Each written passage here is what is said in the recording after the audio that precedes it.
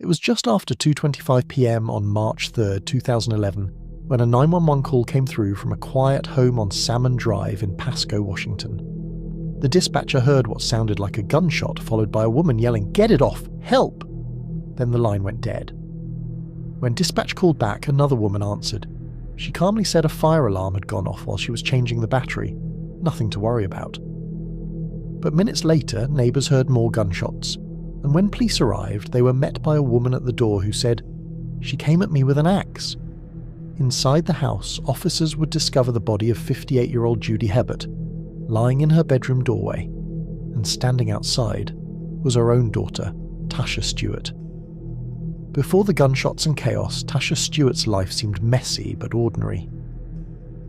She was born in 1973 and, when she was only 6 months old, went to live with her aunt and uncle, Judy and Ralph Hebert. Judy and Tashia's mother were twin sisters, and by age 5, Judy officially adopted Tashia as her own daughter. Growing up, Tashia was described as rebellious and hard to control, the kind of kid who always wanted her own way. As an adult, she became a certified nursing assistant, but stability wasn't her strong suit. She fell in and out of relationships quickly.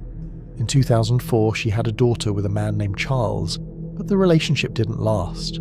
Soon after, she married Todd Stuart, a decision that would eventually pull her entire family into a dark spiral. By early 2011, Tashia's marriage was struggling, and both she and Todd were out of work. They decided to move into Judy's house in Pasco, Washington, along with Tashia's 7-year-old daughter. Judy, newly divorced from Ralph, was trying to rebuild her life and didn't hesitate to help her daughter. She bought a modest 3-bedroom home and welcomed them in, but tensions started building fast. Judy was in her late 50s and meticulous about her home. Tashia and Todd were messy, unemployed, and constantly short on cash. No one realised that this temporary living arrangement would end in violence, one that Judy herself predicted. On February 20th, 2011, just 11 days before the shooting, something strange happened. Todd asked Judy to help him measure the garage floor. As she followed his instructions, an 18-gallon plastic bin filled with books suddenly fell from the rafters, striking her on the head. The bin weighed over 30 pounds. Judy was knocked to the ground, dazed. Instead of calling 911, Tashia phoned her father, Ralph, asking for the combination to Judy's safe, saying she needed her will and do not resuscitate order. Ralph was stunned. Judy was hurt, not dead, and he told her to call for medical help instead. Judy survived but grew suspicious. She told neighbours she believed Tashia and Todd had tried to kill her. She even came up with a code word, lavender, to secretly signal her neighbour if she was ever in danger. To everyone else, it looked like a freak accident. But Judy didn't think so. In the days following the garage incident, Judy's paranoia grew, and so did the tension inside the house. On March 1st, Todd packed up and moved out, leaving Tashia and her daughter alone with Judy. He'd had enough of the constant fighting and strange behaviour. Judy began telling neighbours that Tashia had been stealing from her bank account and tampering with her medication. She even showed one friend the disturbed dust in the garage rafters, proof she believed that the bin had been deliberately moved.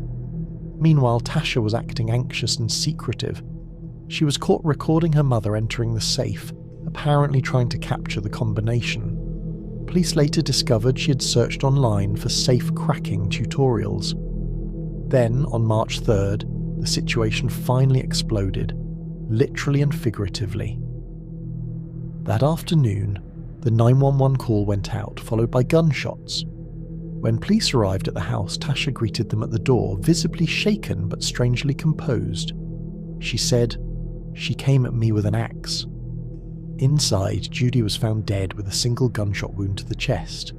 The bullet had passed through her hand first, as if she'd been trying to protect herself. A utility hatchet lay near her body. In her statement, Tashia said that her mother had accused her of stealing money and attacked her. She claimed she only fired in self-defense, using Judy's own .357 Magnum revolver from the safe. But investigators quickly realised something didn't add up.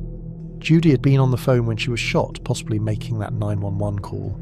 There was also a folder with bank documents in her hand, papers that detailed the unauthorised withdrawals. If Judy had really been swinging an axe, how could she be holding all that? As detectives dug deeper, the story unravelled fast. Judy had confided in multiple people that she feared her daughter was going to kill her.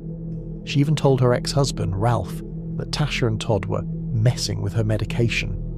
There were text messages, witness statements, and even testimony from Tashia's ex, Charles, who said she'd once offered him $1,000 to help forge Judy's will, and told him that Judy should be dead in a few days. Investigators also found that Judy had recently changed her will, removing Tashia entirely and leaving everything to Ralph to manage for their granddaughter.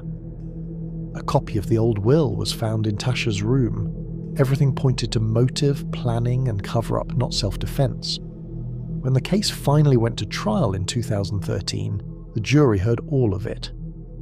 After a 5-week trial, Tashia Stuart was found guilty of first-degree murder and first-degree attempted murder. She was sentenced to 45 years in prison, meaning she won't be eligible for release until 2054, when she'll be in her 80s. Her husband Todd was also charged in connection with the earlier garage incident, but was ultimately acquitted for lack of evidence.